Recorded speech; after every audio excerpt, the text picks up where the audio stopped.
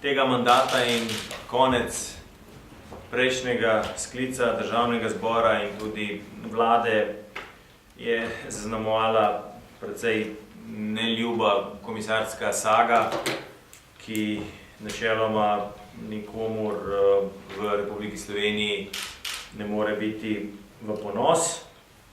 Verjetno je temu ali pa ta dogodek botroval tudi odločitvi nove vladne koalicije, ki je zapisan v koalicijski pogodbi, namreč, da se za preprečitev podobnih dogodkov v prihodnje Zakon o sodelovanju med Državnim zborom in Vlado Republike Slovenije na področju Evropske unije novelira, spremeni v taki smeri, da se določi postopek imenovanja Evropskega komisarja iz Slovenije. Kot veste, skladno z temeljnimi pogodbami, mora biti član Evropske komisije izbran med državljankami in državljani Evropske unije na podlagi svoje usposobljenosti in zavzetosti za Evropo, izmed oseb, katerih neodvisnost je nedvoumna. Zakaj se je Slovenska demokratska stranka odločila, da pristopi k temu vprašanju? Iz predvsem treh razlogov. Prvi je ta, da je po našem mnenju sedaj pravi čas, ko je čas razgretih razprav mimo, ko smo imeli primer slabe prakse in ko smo se vsi skupaj zavezali, da pač takšen način izbire novega evropskega komisarja ni več primeren.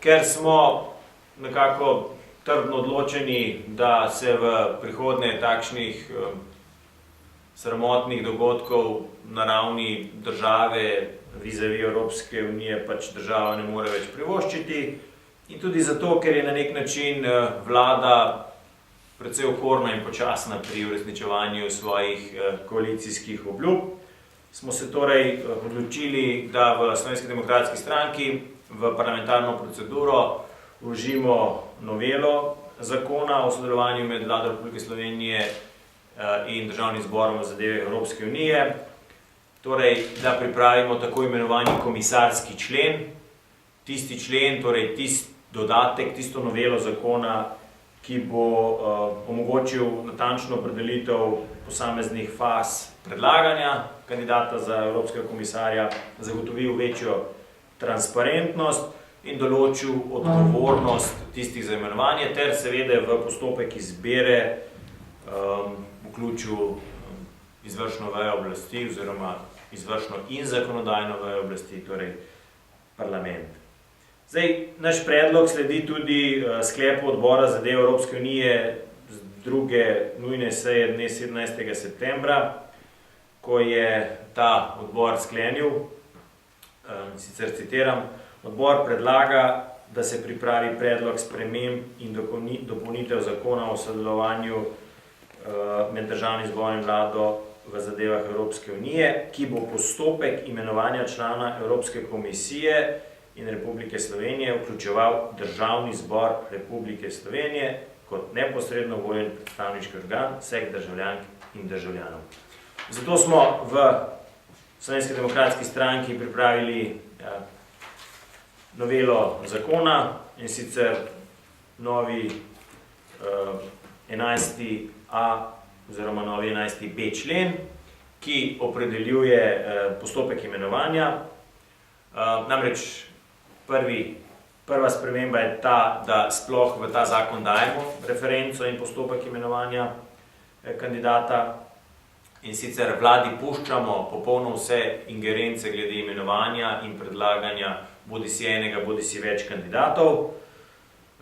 Dodatek in sprememba, ki jo predlagamo, je, da se ta nabor kandidatov, ki ga najprej predlaga vlada, potem zvrsti in v resornem odboru, torej odboru za zadeve Evropske unije, opravi zaslišanje predlaganih kandidatov, da se na podlagi tega zaslišanja pripravi ustrezna poročila, ki potem romajo na vlado in da se vlada na podlagi teh poročil sama, torej z lastno ingerenco, odloči, koga bo predlagala, z pomembnim poudarkom, da mora biti ta odločitev sprejeta na redni seji. Torej, da ne bo več teh zapletov z dopisnimi sejami vlade, skrivanja za kvorumi in večinami, ki to niso, ampak da se opravi zadeva na transparenten način. Vlada lahko izbere kogarkoli in ga potem pošlje na Evropsko komisijo. Pomembna distinkcija je, da se vmes vključi parlament in pa da se seveda ta odločitev sprejme na redni seji.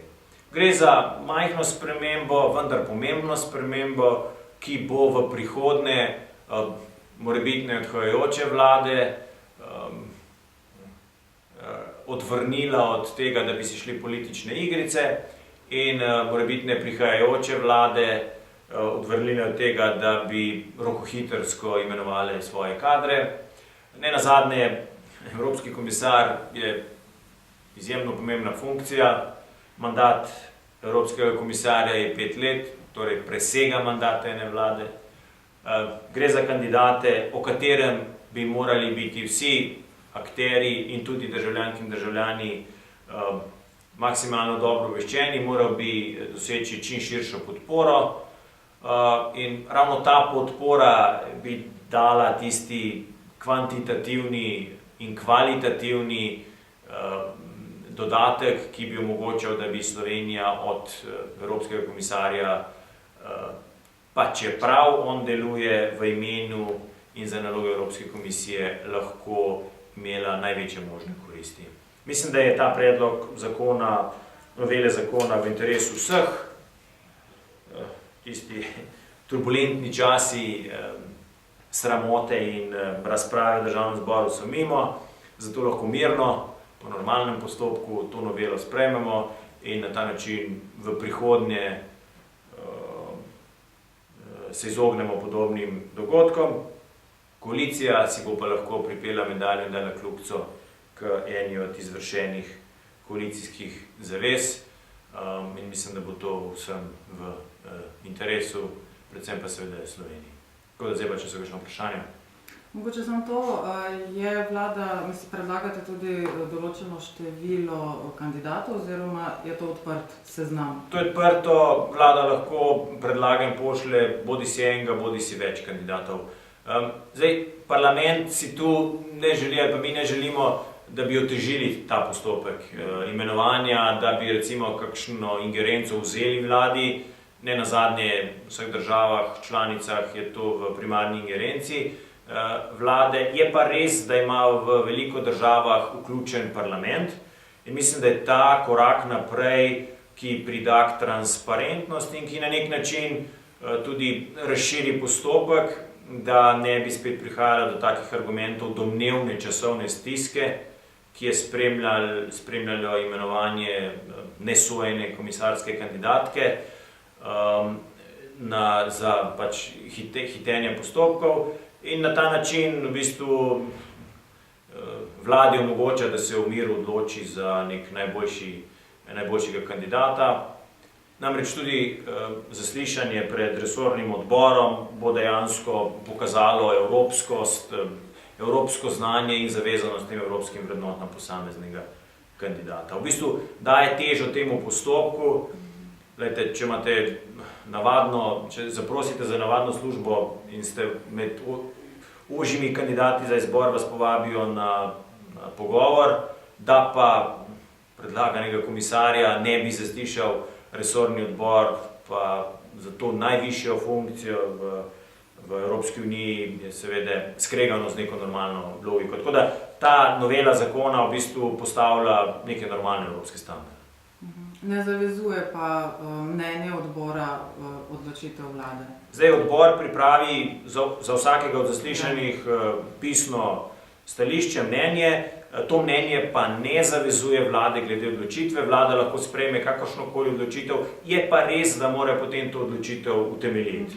Zdaj, če imamo nekega zelo slabega političnega kandidata in nekega zelo strokovnega kandidata, pač je malce težje obrazložiti ta izbor, kot recimo, če to pravite na neki tajni dopisni seji z večino, ki to ni.